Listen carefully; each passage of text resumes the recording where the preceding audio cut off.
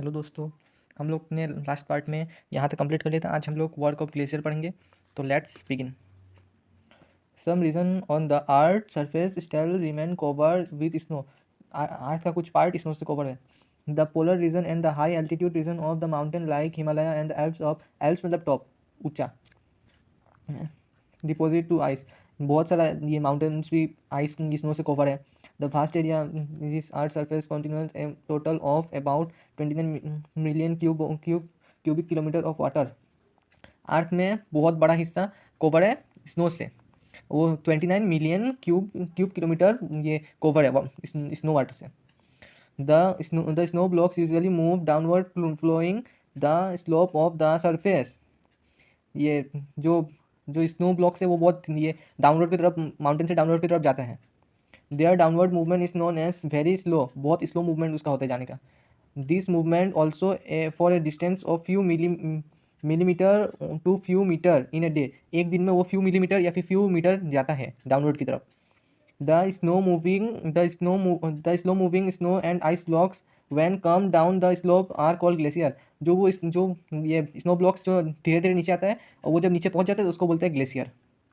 The glacier flow down due to downward pressure of the snow deposit of the upslope zone on the other hand and the force of gravity of the on the other hand.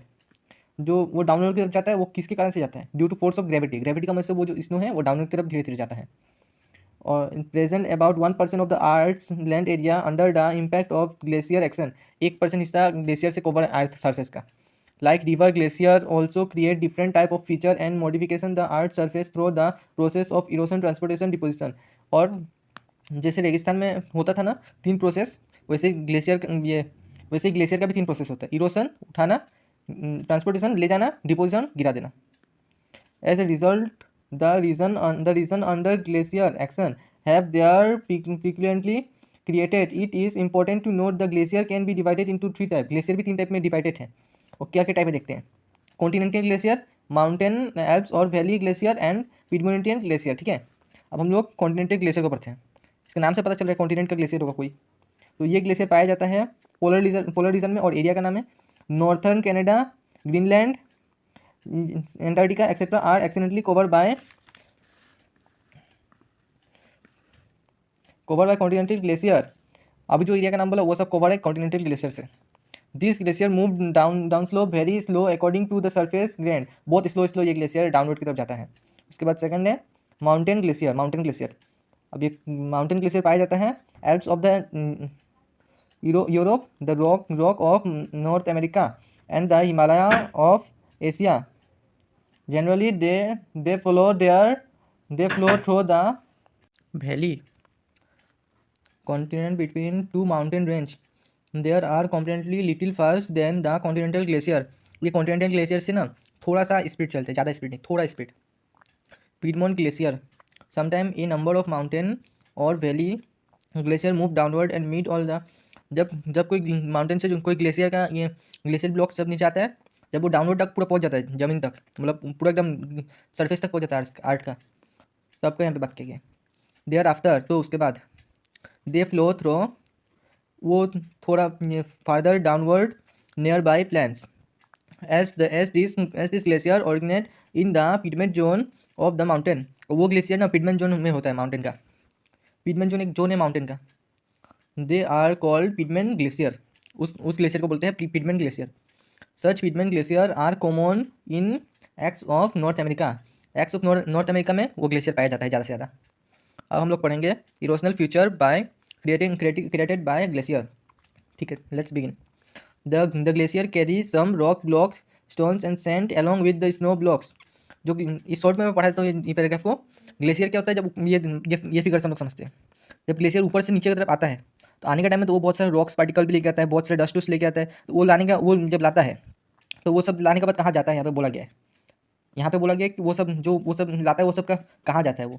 तो वो अब हम लोग यहाँ पे पढ़ेंगे next page में। एक है हैंगिंग वैली। इस फिगर में जो यहाँ पे जो नीचे आने के बाद जो रॉक्स जाता है ना उसको बोला गया है हैंगिंग वैली। तो हम लोग अभी पढ़ेंगे hanging valley. Hanging Valley is an another erosional feature created by glacier like the tributaries which follow to to the main river, the tributary glacier are also flow to meet the main glacier. यहाँ पे एक example से समझाया गया है, जैसे कि river का एक ट्रिब्यूटरी होता है, रिवर का ब्रांच होता है, ट्रिब्यूटरी होता है, वैसे ही सेम ग्लेशियर का भी सेम होता है, एक ट्रिब्यूटरी होता है रिवर जैसा, एग्जाम्पल दिया गया है। The main glacier have throw their related with and deep valley, whereas the tributaries glacier have near and less deep valley. The tributaries glacier, while meeting the main glacier, approach to the hanging over the main glacier, so the valley of the tributary glacier is called hanging valley। इसको hanging valley बोलते हैं, जो ऊपर से rocks नीचे आता है, नीचे आके वो जो जगह से आता है उसको बोलते हैं hanging valley। अब हम लोग पढ़ेंगे deposition feature create bye glacier. Glacier also perform deposition activity like river. Glacier में भी ये कुछ एक्टिविटी होता है डिपोजिशन एक्टिविटी, जैसे कि रिवर का होता है। Glacier carry different type of material. Glacier बहुत सारा टाइप का मटेरियल लेके जाता है, रॉक डस्ट, सैंड डस्ट, ये सब रॉक डस्ट ये सब लेके जाता है। In additional to ice blocks while following through their valley, all such materials और set collectively called known as moraines. जो माउंटेन से जो लेके आते हैं ना रॉक पार्टिकल ये सब, उसको बोलते हैं मोरन्स। अब मैं यहाँ पे शॉर्ट पे पढ़ा देता हूँ ये डायग्राम का हेल्प से। जो ऊपर से जो ग्लेशियर आता है ना, ग्लेशियर पिघल के, उसको वो ग्लेशियर पिघल के आने से जो लेफ्ट साइड में होता है ये, इसको बोलते हैं लेटरल मोरन्स, ये जो साइड में है। उसके बाद जब दो मिल जाते हैं, जो दो ग्लेशियर ट्रिब्यूटरी मिलते हैं तो एक फॉर्म होता है, उसमें का मिडिल पार्ट को बोलते हैं मिडिल मोरन्स, और जहाँ पे लास्ट में खत्म होता है रॉक्स मिलते हैं वो जगह को बोलते हैं एंड या फिर टर्मिनल मोरन्स, वो जगह को बोलते हैं। ये पेज में वही बोला गया है, ग्राउंड मोरन्स क्या है, ये सब मिडिल मोरन्स क्या है, एंड और ये टर्मिनेट मोरन्स क्या है, वही सब बोला गया जो वहाँ पे मैं शॉर्ट में पढ़ा दिया था। तो ये चैप्टर खत्म होता है। अगर आपको नोट्स चाहिए चैप्टर का तो आप कमेंट कीजिए, मैं नोट्स बना के दे दूँगा। तो बाय, थैंक यू। कोई डाउट होने से कमेंट में आप पूछ सकते हैं। Okay, thank you.